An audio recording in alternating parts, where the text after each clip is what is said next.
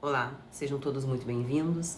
Eu me chamo Débora Bica e este é mais um vídeo sobre depoimento do uso da ferramenta da ressonância harmônica do professor Hélio Couto. Lembrando que maiores informações sobre o uso da ferramenta, você deve entrar direto no site do professor Hélio. Neste vídeo em específico, eu vou focar no meu depoimento. Bom, este não era um vídeo que eu ia colocar agora, eu não ia postar esse vídeo sobre esse assunto agora. Eu ia seguir falando sobre a evolução, passo a passo do que aconteceu comigo após a cura do meu corpo. Mas essa semana eu recebi inúmeras perguntas sobre o salto quântico, né? Pessoas que assistiram meus vídeos anteriores e que me chamaram, tanto no YouTube quanto no Instagram, me perguntando quais foram as informações que eu pedi para que acontecesse o salto quântico. Muitas pessoas ainda estão num processo de andar em looping sem avançar muito. Então eu resolvi mudar o meu roteiro de vídeos e falar sobre o salto quântico. Quais foram então as informações que eu utilizei para que fosse então possível. O meu salto quântico ocorreu no final da sexta onda. Eu já tinha feito os pedidos da sétima onda, mas naquela semana, né, que antecede o recebimento da onda, aconteceu o salto quântico. Então, ao fazer o meu pedido para a sétima onda, eu fiz o pedido de mudança de paradigma e limpeza do sistema de crenças. Porque eu lembro que em várias palestras o professor Hélio fala que é impossível você dar um salto quântico se você ainda está no paradigma materialista, né, newtoniano, e está preso ainda no sistema de crenças. Tudo aquilo que você acredita é o que vai se apresentar na sua vida. Então eu fiz esses dois pedidos no final da minha sexta onda para a sétima onda. E eu tenho o hábito de sempre rever o caminho das palestras. Sempre que eu mando novos pedidos, sempre que eu vou entrar numa nova onda, eu revejo de novo. Eu tenho esse hábito porque eu acredito que a gente sempre vai assistir o caminho das palestras com uma nova consciência, sabe? E eu sempre pego alguma coisa nova. Enfim. Então eu resolvi, não tinha nem recebido ainda a sétima onda, tava ainda colocando para tocar a sexta onda. E numa madrugada específica eu me questionei. Olha só, Débora, você tem a consciência do professor Hélio. Eu pedi na minha segunda, terceira e várias ondas depois, eu pedi para reforçar a consciência do professor Hélio.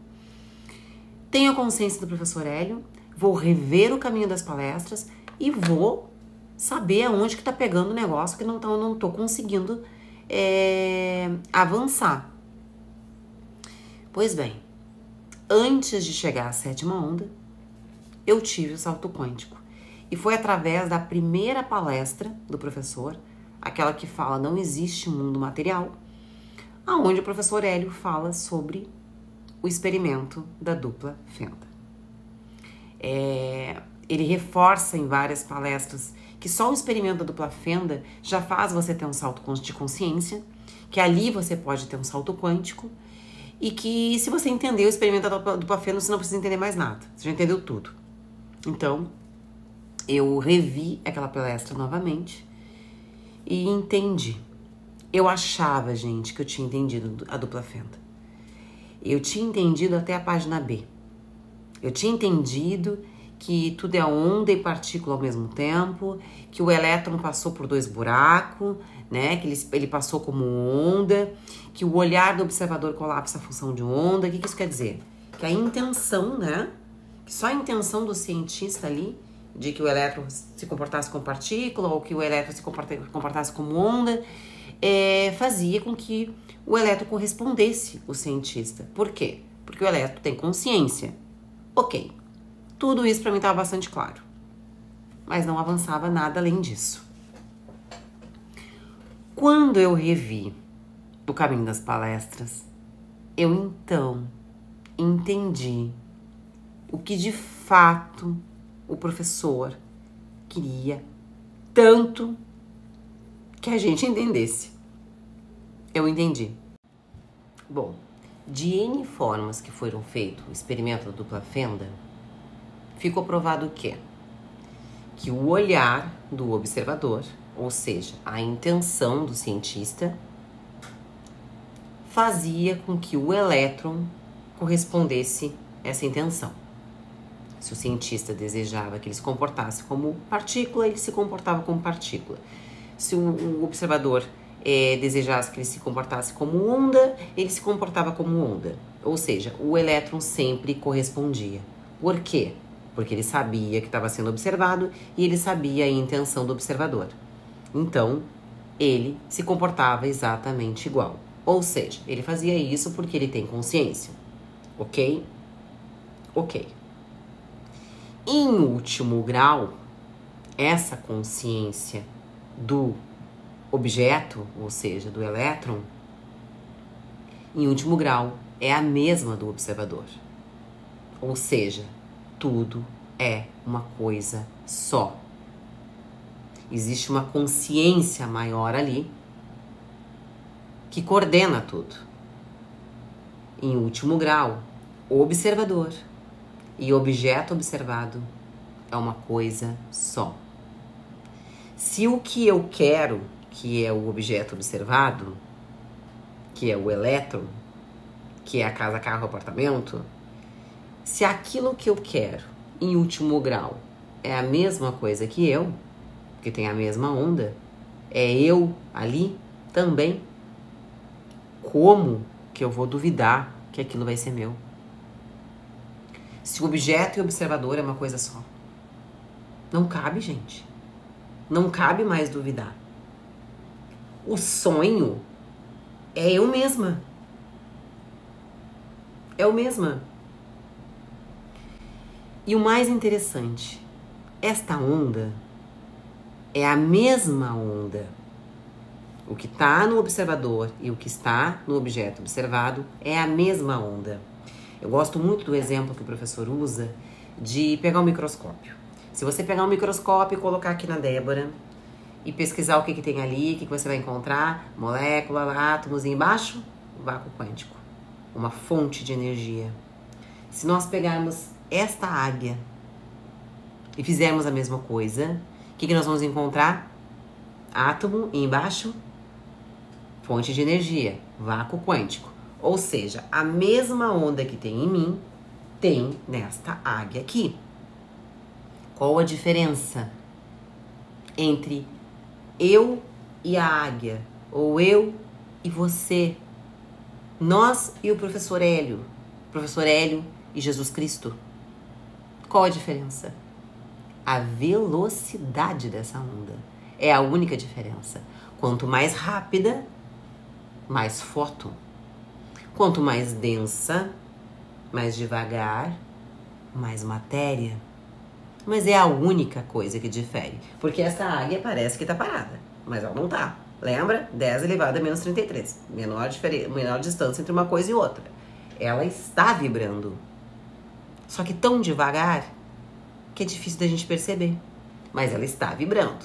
Mais densa que eu mesma, mas ela está vibrando. Eu vibro de uma forma mais densa que o professor Hélio.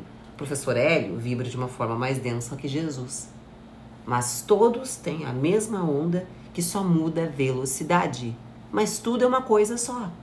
Por isso que Deus é onipresente, onipotente, está em todos os lugares. Porque é essa onda que está em mim, que está em você, que está nesse celular, que está em tudo.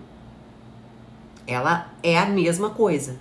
Então, o que eu quero, né? Eu e o objeto que eu desejo é a mesma onda, é a mesma coisa. Não cabe mais duvidar. Não cabe mais ter qualquer tipo de insegurança se eu vou ter ou não vou ter aquilo.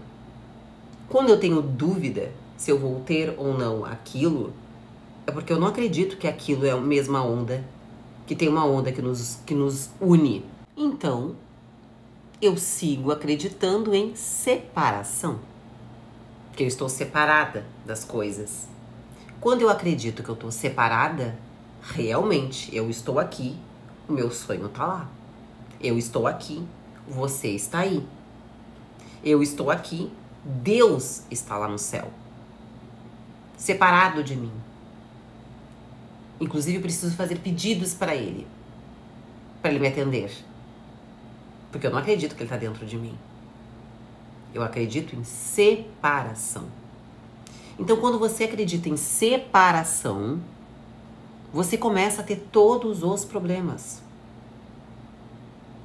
Quando você entende que tudo é uma coisa só, acabou os problemas.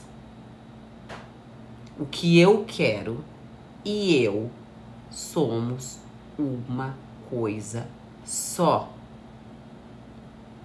O como e quando, deixa pro universo. Aquilo vai se manifestar. Mais cedo ou mais tarde, aquilo vai se manifestar. Para aquilo não estar se manifestando, existem 3 situações. Ou você ainda está no paradigma antigo, acreditando em separação, e aí não adianta 30 ondas da ressonância harmônica, não adianta ler 500 livros, porque se você está no paradigma antigo de separação, você está exatamente igual a todo mundo aí fora. Não tem diferença nenhuma você fazer uma ressonância harmônica. Você ainda está na separação. A segunda situação é o sistema de crenças. Lembra? Precisa limpar o sistema de crenças. Tudo que você acredita se manifesta na sua realidade. Se eu acredito que eu estou separado, eu estarei separado. Tudo, teu ponto de vista cria a tua realidade. Exatamente do jeito que você pensa é o que vai se manifestar aqui fora. Eu tenho um grande exemplo que eu quero compartilhar aqui com vocês. Eu já compartilhei num vídeo no meu Instagram e eu vou compartilhar aqui no YouTube também, porque marcou muito. Eu tenho um paciente que ele é extremamente religioso, um homem temente a Deus, uma pessoa que devora a Bíblia. E ele chegou para eu atender porque ele não estava manifestando dinheiro. E ele disse para mim, olha, eu tenho muita fé em Deus, eu acordo muito cedo, eu e minha esposa acordamos 4:30 da manhã, eu tenho muito trabalho, graças a Deus, eu sou muito grato a Deus pelo meu trabalho, mas o dinheiro não está aparecendo na minha vida. Só que este homem, ele acreditava cegamente no ganharás o pão com o suor do teu rosto. Então, logo, ele tinha que trabalhar como um louro para garantir o pão na mesa. Ele nunca ia ser próspero. Nunca. E ele tinha um histórico familiar de muita pobreza na infância e na adolescência dele, e ele relatava isso o tempo todo para mim. Eu passei muito trabalho quando era infância, eu sou grato a Deus pelo pão na mesa, porque eu passei muito trabalho, eu fui muito pobre, e repetia isso muitas vezes. A palavra humildade tinha um sinônimo no cérebro dele de pobreza.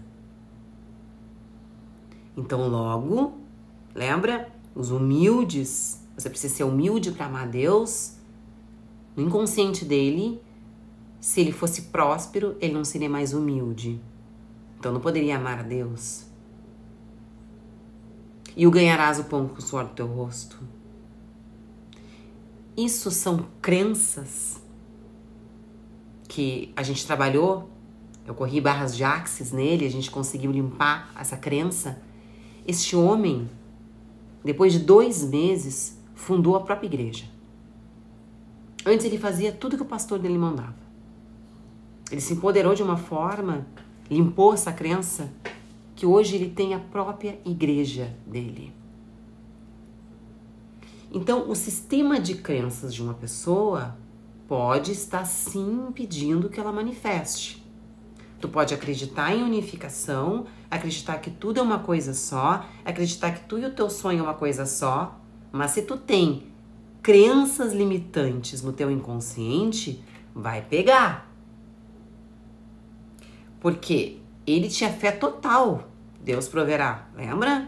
Tá lá na igreja, firme, seguindo a palavra de Deus. Eu creio que Deus proverá.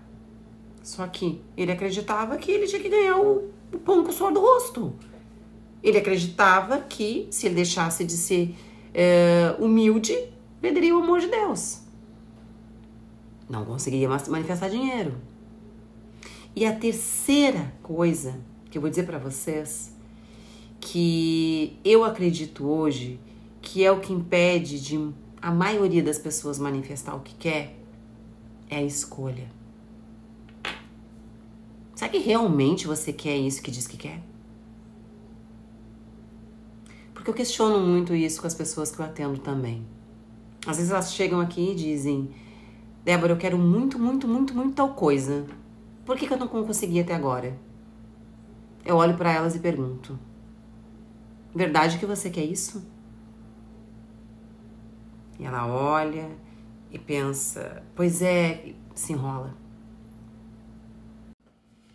Muitas vezes eu escuto assim: ah, na verdade, se eu tivesse dinheiro, eu escolheria outra coisa. Ou, não, na verdade, eu queria outra coisa, mas vou fazer isso porque a minha família prefere assim. Ou porque eu já fiz essa escolha no passado e agora fica difícil para escolher outra. Não é o que a pessoa quer de verdade. Lembra? Infinitas possibilidades, tudo é onda até que eu faça uma escolha. Só que às vezes você quer alguma coisa, você tá dizendo que quer aquilo, mas no fundo não quer. No fundo quer outra. Aí aquilo também não se manifesta. Porque o sentimento é o que cria. Veja o meu caso, por exemplo. Eu dizia há muito tempo que eu queria saúde. Até entender que o que tinha no meu inconsciente era a vontade de morrer. O sentimento é o que cria. A saúde não ia vir enquanto eu não mudasse o sentimento. Enquanto eu não entendesse que eu tinha um ganho secundário de continuar doente. Que era levar o meu corpo à morte, que era o desejo que eu tinha de verdade. Então o sentimento é o que realmente vai criar. Então se pergunte hoje, se você não está parado numa dessas três questões aí. No meu caso, eu estava na separação. Acreditava em separação ainda, e aí não manifestava as coisas, e não estava, de fato, escolhendo a saúde. Por muito tempo não escolhi a saúde. Até que eu escolhi a saúde, ela veio. Depois, eu seguia ainda acreditando em separação. E aí demorei para ter meu salto quântico. Analise essas três situações, que em uma delas, com certeza, você está esbarrando. Eu agradeço mais uma vez quem ficou aí me ouvindo. Eu geralmente falo muito. E se eu puder ter ajudado alguém hoje, várias pessoas que me mandaram mensagem, e também aproveitar aqui para agradecer, né, que meus vídeos foram contribuição aí para algumas pessoas, e em nome dessas pessoas eu resolvi hoje falar, né, sobre as informações aí que me levaram a ter um salto de consciência, e depois então as coisas materiais começaram a vir uma atrás da outra. Eu vou fazer um próximo vídeo falando sobre prosperidade, como virei a chave do dinheiro, mas foi tudo uma sequência, né? Foi uma sequência após esse entendimento do experimento da dupla fenda. Então voltem lá no caminho das palestras, assistam de novo a palestra do professor Hélio, né? A primeira palestra, lá não existe um mundo material. A primeira e a segunda, basta um pensamento também, são as três primeiras, são palestras fundamentais ali para o entendimento do experimento da dupla fenda. E você entendendo aquilo ali, com certeza você vai ter um salto de consciência. No que eu puder ser contribuição, puder ajudar vocês, deixa aí nos comentários, eu vou poder estar respondendo aí para vocês qualquer dúvida que vocês tiverem, tá bom? Gratidão imensa.